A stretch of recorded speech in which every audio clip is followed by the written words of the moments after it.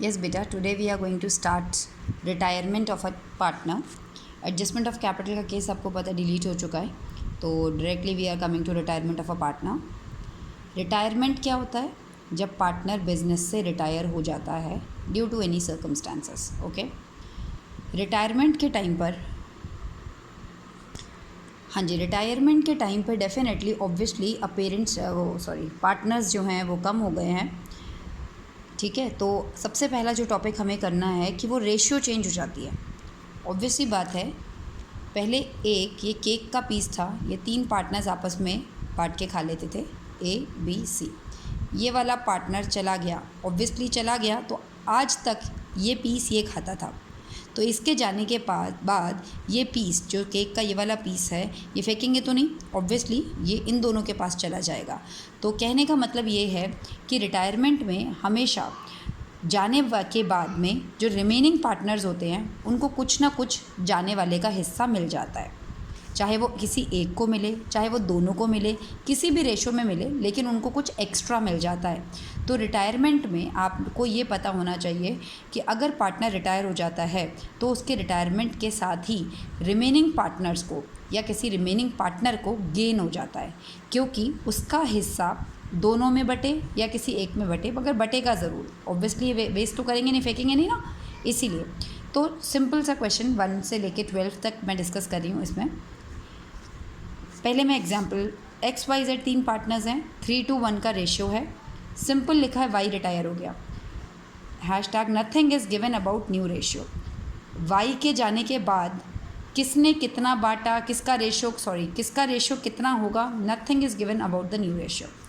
Y simply चला गया और कुछ भी नहीं बोला, तो ये जो 3:1 है यही हमारा न्यू रेशियो है. ये तो चला गया, आज से इसका हिस्सा ख़त्म.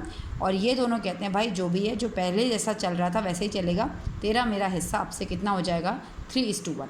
पहले अगर 100 रुपये का प्रॉफिट होता था, ये तीनों बांटते थे, अब 100 रुपये के प्रॉफिट को ये दोनों 3:1 में बांटेंगे.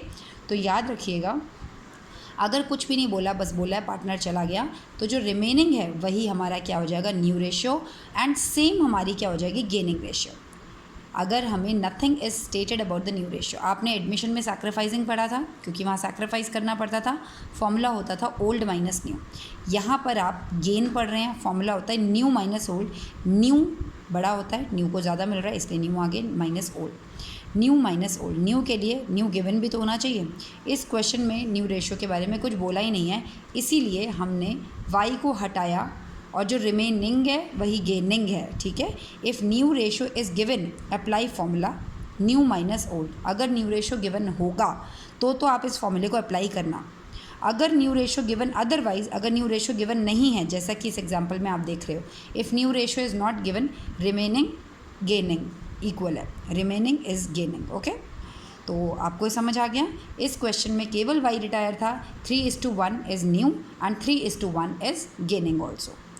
नेक्स्ट पर मूव करते हैं. XYZ 3:1 है, इसमें न्यू रेशियो गिवन है.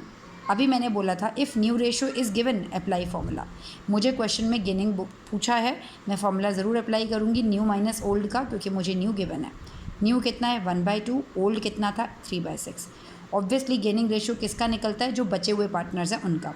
जा कौन रहा है, Y जा रहा है, Y चला गया, हमें न्यू रेशियो गिवन है 1/2. ओल्ड हमें पता था 3/6 एंड 1/6. इसका 0 आ रहा है, यानी कि नो गेन. इसका 2/6, इसको गेन हो रहा है. इसका मतलब Y का हिस्सा, जितना भी Y को अकेले मिलता था, ये पेस्ट्री का शेयर, ये सारा का सारा कौन ले रहा है, Z ले रहा है. सारा का सारा Z ले रहा है.